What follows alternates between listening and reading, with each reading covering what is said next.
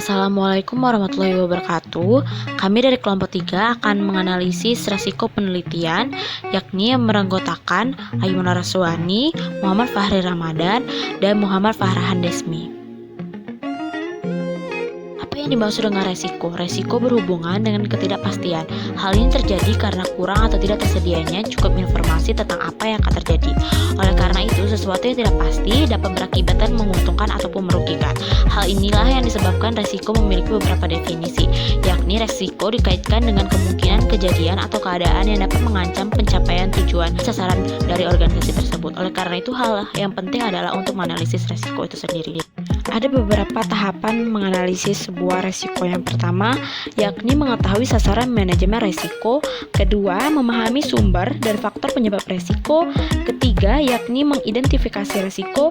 Dan keempat, yakni menganalisis resiko.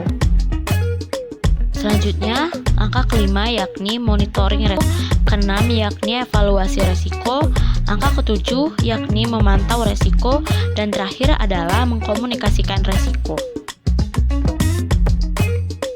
Adapun sasaran, manajemen resiko adalah bagian penting dari strategi manajemen semua wirausaha. Proses di mana suatu organisasi yang sesuai metodenya dapat menunjukkan resiko yang terjadi pada suatu aktivitas, hasilan di dalam masing-masing aktivitas dari semua aktivitas. Fokus dari manajemen resiko yang baik adalah identifikasi dan cara mengatasi resiko. Selain itu, sasaran untuk resiko adalah untuk menambah nilai maksimum berkesinambungan organisasi. Selain itu, kita harus memahami sumber penyebab resiko. Sumber penyebab resiko terdiri dari 3, yakni resiko sosial, resiko fisik, dan terakhir adalah resiko ekonomi. Selain itu, ada beberapa faktor penyebab yakni bencana dan bahaya. Masuk ke dalam proses analisis resiko. Pertama, yakni pengidentifikasian resiko, yakni proses analisa untuk menemukan secara sistematis dan berkesinambungan atas resiko yang dihadapi sebuah perusahaan. Yang kedua, yakni menganalisa resiko. Artinya, setelah melakukan identifikasi resiko, maka tahap berikutnya adalah pengukuran resiko dengan cara melihat seberapa besar potensi terjadinya kerusakan itu sendiri. Selanjutnya adalah monitoring risiko, mengidentifikasi, menganalisa, dan merencanakan suatu risiko yang merupakan bagian penting dalam perencanaan sebuah proyek.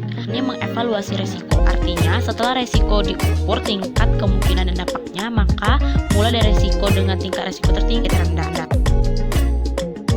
Selanjutnya, menangani resiko. Resiko yang tidak dapat diterima atau ditoleransi segera dibuatkan rencana tindakan untuk meminimalisir kemungkinan dampak terjadinya resiko dan personel yang bertanggung jawab untuk melaksanakan rencana tindakan.